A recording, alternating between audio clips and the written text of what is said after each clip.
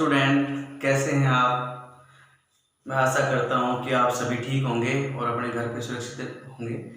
तो बेटा, हमने जो आपका जो चैप्टर नंबर 3 था ग्रेविटेशन, जो कंप्लीट कर लिया है, उसकी एनसीईआरटी वगैरह हमने सब देख ली है। तो आज हम एक नया जो चैप्टर है वो करने जा रहे हैं। बहुत ही इम्पोर्टेंट टॉपिक है फ्लोटेशंस, और ये चैप्टर आपका 4 रहेगा, चैप्टर 4 फ्लोटेशंस। फ्लोटेशंस के अंदर हम क्या क्या पढ़ेंगे मैं आपको बता देता हूँ।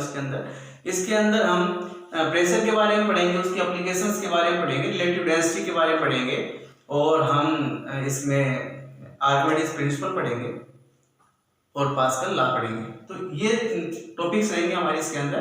तो हम स्टेप टू स्टेप चलेंगे और उनके बारे में डिटेल से डिस्कस करेंगे। तो आप देखिए, सबसे पहले हम फ्लोटेशन पढ़ रहे हैं। फ्लोटेशन होता क्या है, उसके बाद मतलब फ्लोट करना, कोई भी ऑब्जेक्ट कैसे फ्लोट कर रहा है उसके बारे में रिलेटेड जो टर्म्स होती है, प्रेशर कैसे करेंगे, कब कोई वस्तु डूबेगी, कोई ऑब्जेक्ट कब तैरता है, ये सारी टर्म्स इसके अंदर आती हैं। तो हम उससे पहले पढ़ने से थ्रस्ट के बारे में डिस्कस करेंगे। ये सारे टर्म्स स्टेप टू स्टेप चलेंगे। तो हम सबसे पहले जो डिस्कस करने जा रहे हैं वो पढ़ेंगे थ्रस्ट क्या होता है। थ्रस्ट सबसे पहले हम डिस्कस करेंगे थ्रस्ट के बारे में।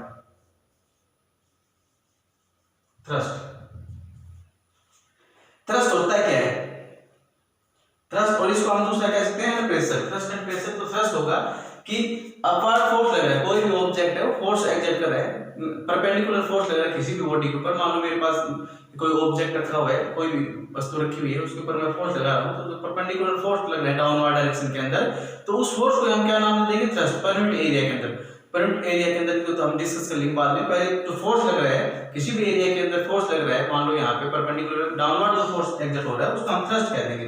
तो सिंपली हम क्या कहते हैं, total force exerted by the body, the total force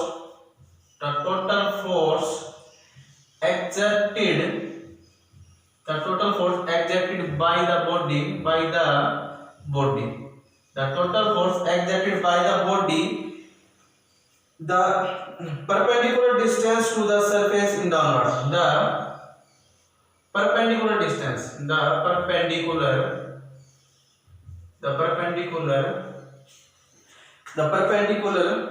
surface, perpendicular in the surface, in the perpendicular in the surface, the perpendicular in the surface in a downward direction,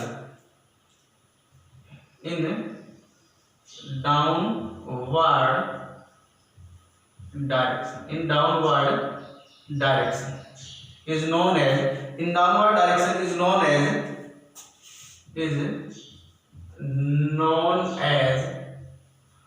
as upthrust ना, sorry, इसको हम कहेंगे thrust. इसको हम क्या कहेंगे, is known as thrust, यानी कि हम इसको कहेंगे the total force exerted by the body. Total force किसी भी बॉडी के ऊपर एक्सर्ट हो रहा है perpendicular in the surface, surface के ऊपर परपेंडिकुलर, मान लीजिए सरफेस इस पर परपेंडिकुलर फोर्स एक्सर्ट हो रहा है, ठीक है, डाउनवर्ड डायरेक्शन के अंदर, उसे ही हम क्या कहेंगे, थ्रस्ट। इस तरह से हम कह सकते हैं, फोर्स की फॉर्म है ये, तो इसे हम कहते हैं थ्रस्ट। तो ये आपका डेफिनेशन आ गई थ्रस्ट की। तो थ्रस्ट की डेफिनेशन आपने समझी। थ्रस्ट होता है कि टोटल फोर्स एक्सर्ट हो रहा है किसी भी सरफेस के ऊपर डाउनवर्ड डायरेक्शन में, उसे हम थ्रस्ट कहेंगे। अब हम डिस्कस करेंगे प्रेशर के बारे में कि प्रेशर क्या होता है। प्रेशर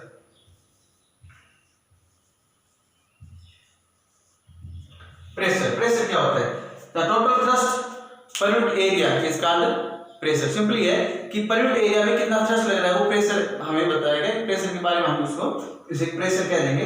तो thrust acting on area, thrust acting on unit area, thrust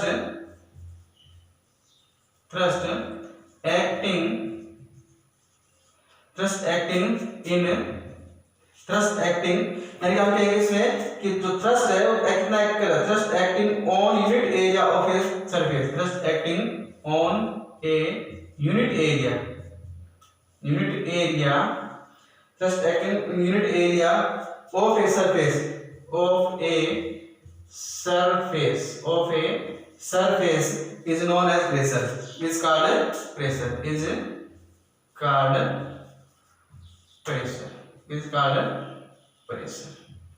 Thrust acting on a unit area, of a surface is called pressure, यानी कि थ्रस्ट कितना यूनिट एरिया के ऊपर कितना थ्रस्ट एक्टिंग कर रहा है। मान लो मेरे पास कोई एरिया है, उसके ऊपर यूनिट एरिया है और इसके ऊपर कितना फोर्स एक्सर्ट किया है, किसी भी कोई भी थ्रस्ट है यूनिट एरिया के ऊपर कितना फोर्स एक्सर्ट कर रहा है, तो उसे हम क्या कहेंगे प्रेशर। वो आप इसका क्या आ जाएगा, एक तरह से हम इसको क्या देंगे कि आपका प्रेशर रहेगा। तो इस तरह से आप देखेंगे प्रेशर की डेफिनेशन आपने देखी कि thrust acting on a unit area of a surface is called thrust, और that is हम thrust यहाँ पे प्रेशर की यहाँ पे एक फॉर्मूला बना सकते हैं हम, तो यहाँ पे that is pressure is equal to क्या होगा, thrust divide by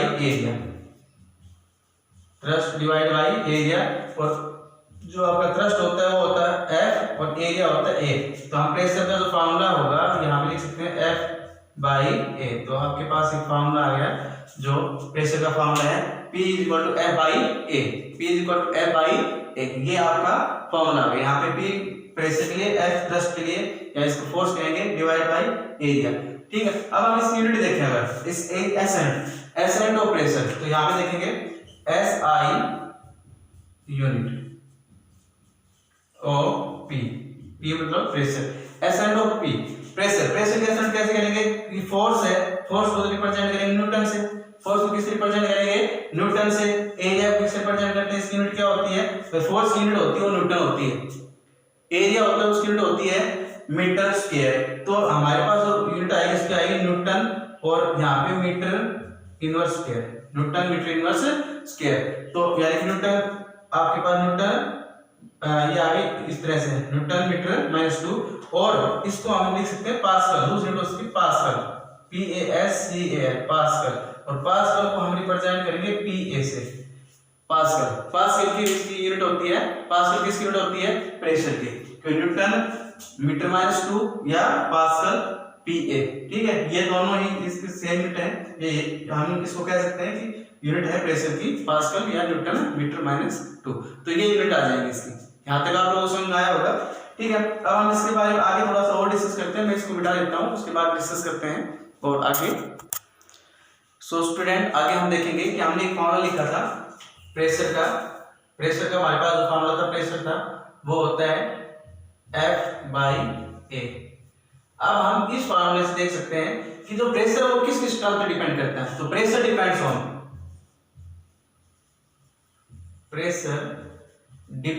on number 1, जो प्रेशर है डिपेंड्स ऑन डायरेक्टली प्रोपोर्शनल, किससे पड़ता है, यहाँ पे pressure is depends on directly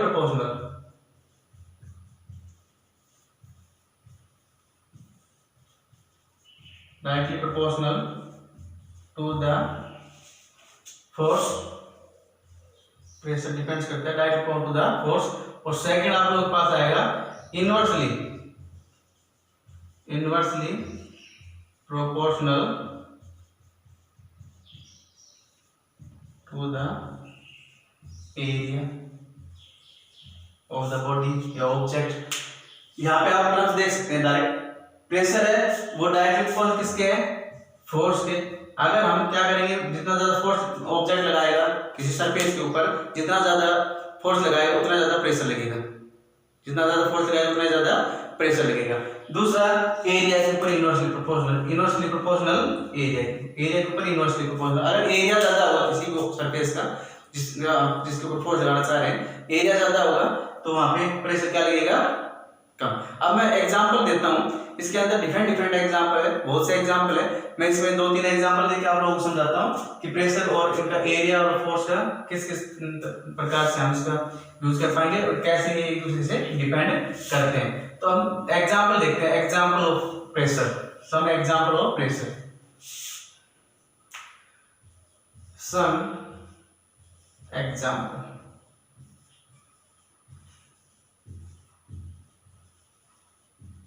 pressure, some example of pressure. Number 1, पहली बात हम देखते हैं कि railway tracks are laid on large wooden block. Railway track,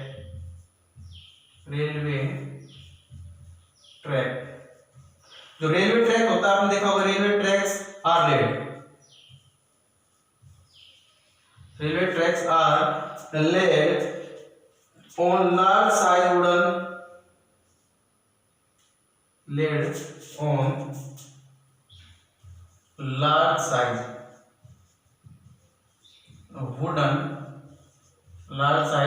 wooden या हम लिख सकते हैं और आयरन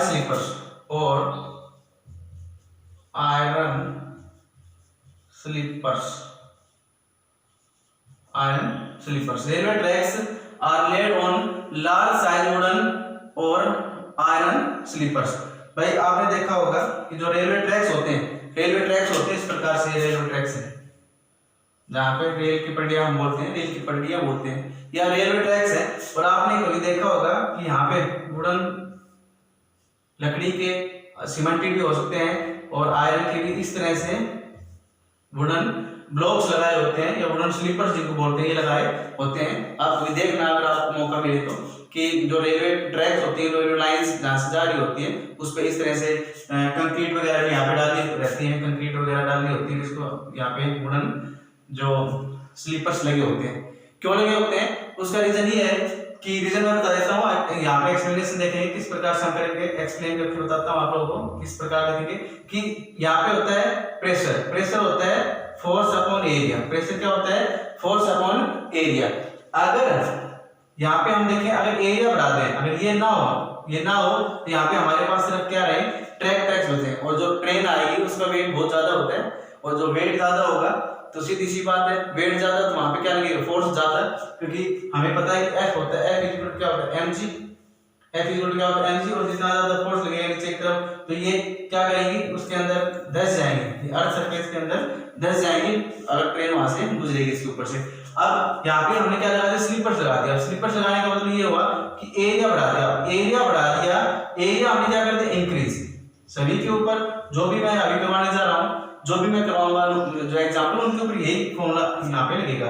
एरिया क्या कर दिया हमने, इंक्रीज। एरिया जो हमने इंक्रीज कर दिया तो सीधी सी बात है यहाँ प्रेशर क्या होगा, डिक्रीज होगा। एरिया इंक्रीज कर दिया तो प्रेशर क्या हो गया, डिक्रीज। ऑटोमेटिक प्रेशर डिक्रीज होगा तो ये जो आपके पास ट्रैक है वो अर्थ सरफेस के अंदर नहीं धंसेगा। ठीक है, तो इस प्रकार से क्या होता है, railway tracks are laid on large size wooden और आयरन स्लीपर्स। तो रेलवे ट्रैक्स हैं और लार्ज साइज वुडन स्लीपर्स लगे होते हैं। ये आपके पास इस प्रकार से आप देख पाएंगे। आपके फर्स्ट जो एग्जांपल था, सेकंड एग्जांपल हम देखेंगे। सेकंड एग्जांपल हम देखते हैं, ए शार्प नाइफ आपने देखा होगा कि जो चाकू होता है, बिल्कुल पेना होता है जिसको हम कहते हैं शार्प होता है। Sharp knife is more effective. Sharp knife is more effective. A sharp knife is more effective than a blunt knife. Then cutting the object. A sharp knife is more effective in cutting the object. Cutting the object as compared to blunt knife. Then a blunt knife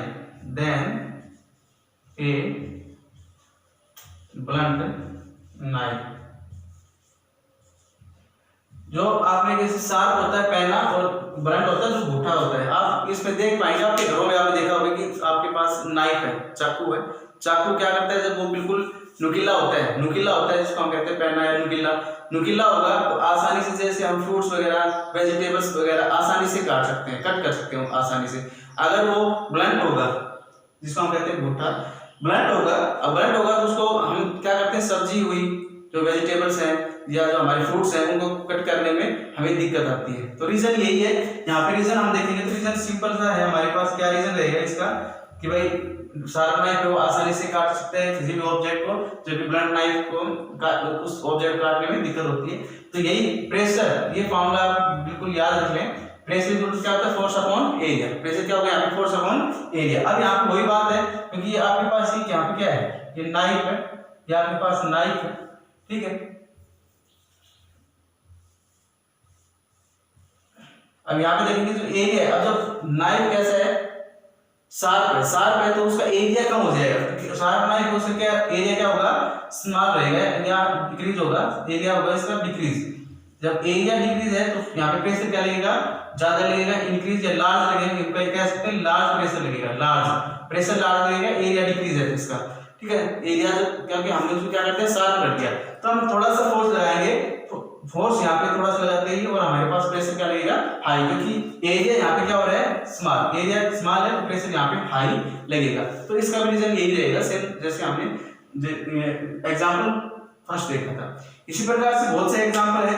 एक example हम यहाँ देखते हैं, it is painful to hold a heavy bag. आपने ये तो आप महसूस डेली करते ही होंगे कि जब भी आप बैग उठाते हैं तो अगर आपकी जो बैग की जो ये स्टार्प है, अगर ये क्या है थिन है, पतली है, तो आपको पेनफुल होता है उसको उठाने के लिए, पेन का महसूस होता है। और अगर जो स्टार्प है ये क्या होती है, वाइड होती है, स्टार्प जब वाइड होती है तो उसको बैग के अंदर आपने सामान रख रखा है तो उसको उठाने में आपको आसानी रहती है, कोई दिक्कत नहीं होती। तो इसका रहेगा, it is painful on hold a heavy bag, it is a painful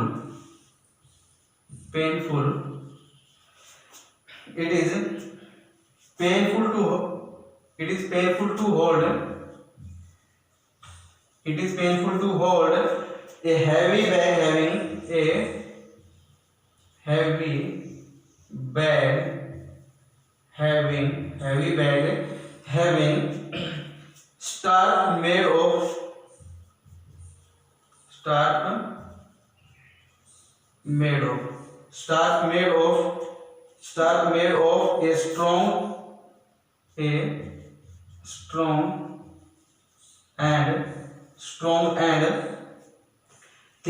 a strong and thin string. It is painful to hold a heavy bag having starp made of a strong and thin string. यही बात बताई मैं आप लोगों को बता चुका कि एक हमारे पास क्या है, बैग है, अगर हमने उसको होल्ड करना है, हमें लटकाना है, तो क्या होगा कि अगर जो स्ट्रिंग है वो क्या होगी, जो आपकी स्ट्रिंग है वो स्ट्रॉन्ग या थिन होगी तो आपको पेन होगा, और जो वाइड होगी तो आपको पेन नहीं होगा, क्योंकि उसका रीजन सेम यही रहेगा कि प्रेशर क्या होता है, फोर्स अपॉन एरिया। अब जो एरिया ज्यादा है, एरिया क्या है यहाँ पे लार्ज है, एरिया लार्ज है तो प्रेशर क्या लगेगा यहाँ पे स्मॉल, तो प्रेशर आपके ऊपर क्या लगेगा स्मॉल, जो आपका शोल्डर है उसका प्रेशर क्या लगेगा स्मॉल, ठीक है। और बहुत से एग्जांपल इस प्रकार से हैं कि इट इज पेनफुल टू यहाँ पे देख पाएंगे कि आप कि भाई नंगे पैर जब चलेंगे, अगर मान लो रोड के ऊपर तो आपको पेन होता है, और अगर चप्पल वगैरह पहन के शूज वगैरह पहन के चलते तो आप लोग पेन नहीं होता। इस प्रकार से आपके पैर हैं, अगर आप जा रहे हैं बालू मिट्टी के अंदर तो धस जाते हैं। तो यही सारे रीजंस हैं। बहुत से एग्जांपल आप इसमें देख पाएंगे कि camel walk easily to sandy या डिजर्ट एरिया, कैमल है वो डिजर्ट एरिया के अंदर आसानी से मूव भी कर सकते हैं। तो इसका रीजन ये रहेगा कि जो कैमल है उसके जो पैर है उनका एरिया क्या होगा, लार्ज एरिया होगा, तो प्रेशर क्या लगेगा वहाँ पे कम। बहुत से एग्जांपल इस प्रकार से आप लोग जरूर देखें, इस प्रकार से डिफरेंट जो एग्जांपल आपको बुक्स के अंदर मिलेंगे। तो बेटा आज के लिए इतना ही काफी है, और आगे हम डिस्कस करेंगे, जो आगे टॉपिक रहेंगे, और आप आशा है कि आप अपने घर पे रहेंगे, सेफ रहेंगे, और आज इतना ही काफी। Thank you.